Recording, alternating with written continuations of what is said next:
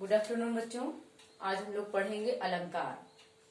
जैसा कि आप लोग 9th में शब्द अलंकार पढ़ चुकी हैं। शब्द अलंकार में अनुप्रास, यमक और श्लेष, और अभी आपके पाठ्यक्रम में है अर्थालंकार में, जिसमें उपमा, रूपक और उत्प्रेक्षा। तो सबसे पहले देखिए, आप लोग 9th में भी पढ़ी होंगी कि अलंकार का शाब्दिक अर्थ क्या होता है। क्या पढ़ना है? अलंकार। अलंकार के दो भेद हैं। पहला शब्दांग और दूसरा अर्थालंकार। अब शब्दालंकार के अंतर्गत इसके प्रमुख 3 भेद होते हैं: यमक, अनुप्रास, यमक और श्लेष। तो अनुप्रास, यमक, श्लेष जो आप 9th में पढ़ चुकी हैं। अभी अर्था अलंकार के अंतर्गत आपको केवल आपके पाठ्यक्रम में उपमा, रूपक और उत्प्रेक्षा, ये 3 अलंकार ही पढ़ने हैं। तो अलंकार का शाब्दिक अर्थ तो आप सबको पता है, आभूषण होता है।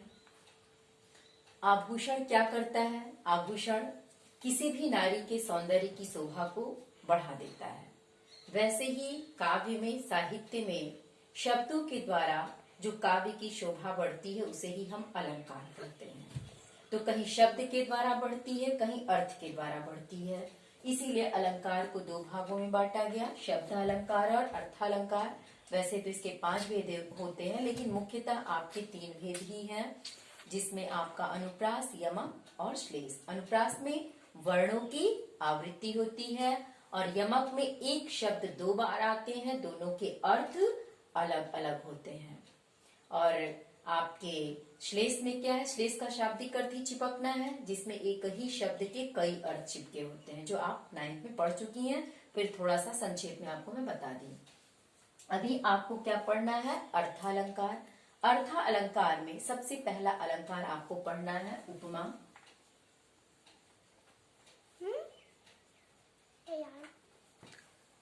अब देखिए उपमा अलंकार। उपमा अलंकार की परिभाषा क्या है?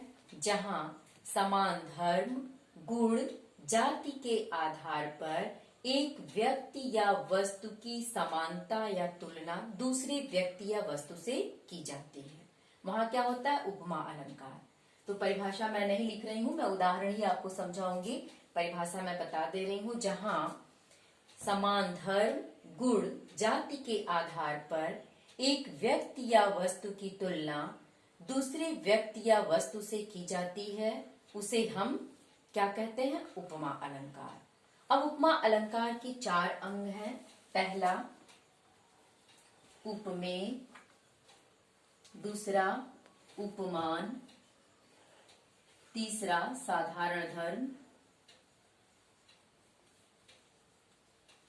चौथा वाचक शब्द। ये आपकी उपमा अलंकार के 4 अंग हैं। परिभाषा आपको समझ में आ गई होगी। उदाहरण देखिए, उदाहरण के द्वारा हम इसको समझेंगे।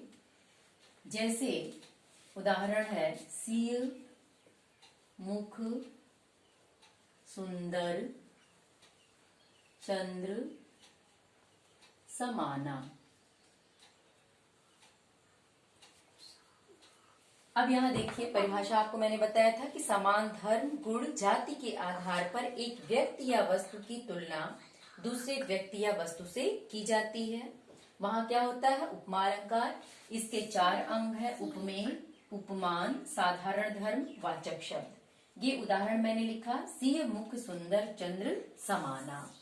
या दूसरा उदाहरण, पीपर, पात, सरिस, मन, डोला। इसमें से कोई भी उदाहरण आप लिख सकती हैं। अब आपके मन में आएगा कि उपमेय क्या है, उपमान क्या है, साधारण धर्म क्या है, वाचक शब्द क्या है। तो उपमेय देखिए किसको कहते हैं? जिसकी तुलना की जाती है, जिसकी तुलना की जाए, ये क्या हो गया? आपका उपमेय। उपमान जिससे की जाए, जिससे की जाए। साधारण धर्म जो दोनों की विशेषता को बताता है, दोनों की विशेषता वाचक शब्द जो दोनों को जोड़ता है, जो दोनों को जोड़ता है। अब जैसे इस उदाहरण में हम देखेंगे कि क्या उपमेय है। उपमेय हो गया सिय मुख, क्योंकि सिय के मुख, सीता के मुख की ही तुलना की जा रही है। तो सिय मुख क्या हो गया? उपमेय। उपमान क्या हो गया? उपमान किसको कहते हैं? जिससे की जाए, माने जिससे तुलना की जाए। जिससे की जाए का मतलब क्या? जिससे तुलना की जाए। तो सिय मुख, सीता के मुख की तुलना किससे की जा रही है? चंद्रमा से। तो उपमान क्या हो गया? चंद्रमा।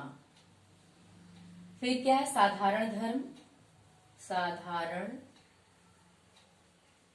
धर्म, तो दोनों की विशेषता क्या है? सुंदर। ये दोनों की विशेषता क्या है? सुंदर।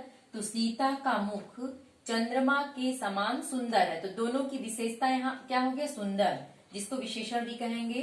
तो ये हो जाएगा सुंदर। साधारण धर्म क्या हो गया? सुंदर। अब बचा आपका वाचक शब्द।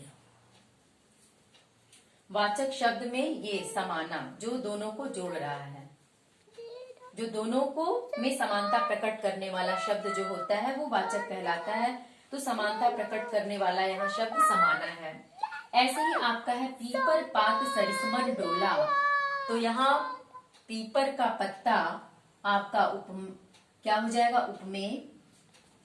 पीपर पात, मन क्या है? देखिए उपमान। साधारण धर्म क्या है? डोलना। और आपका वाचक शब्द क्या हो गया? सरिस। ये सरिस होगा। वाचक शब्द क्या हो गया आपका? सरिस, समान, जो समानता प्रकट कर रहा है दोनों का। तो इस तरह से बच्चों, जो जहां भी और भी समझने के लिए आप जान लीजिए उपमा अलंकार को कैसे समझेंगे। इसको समझने के लिए जैसे यहाँ समाना, ये वाचक शब्द समाना है, वैसे ही सा, सम, से, इव, तरह या समाना यहाँ लिखा है। मैंने ऐसे कोई भी समानता प्रकट करने वाला शब्द जहां भी काव्य में आ जाए, आपको तुरंत समझ जाना है कि ये क्या है? उपमा अलंकार है। तो ये परिभाषा तो मैंने आपको बता दिया, यहाँ जगह कम थी बेटा, आप लिख लीजिएगा। ये क्या है? उपमेय, उपमान, साधारण धर्म, वाचक शब्द, ये समझना आपको जरूरी है। उदाहरण आपके देख लेंगी और इसमें क्या उपमेय है, क्या उपमान, साधारण धर्म, वाचक शब्द। तो ये आपको उपमा अलंकार आपका हो गया। अब हम लोग उपमा अलंकार के बाद क्या पढ़ेंगे? रूपक अलंकार।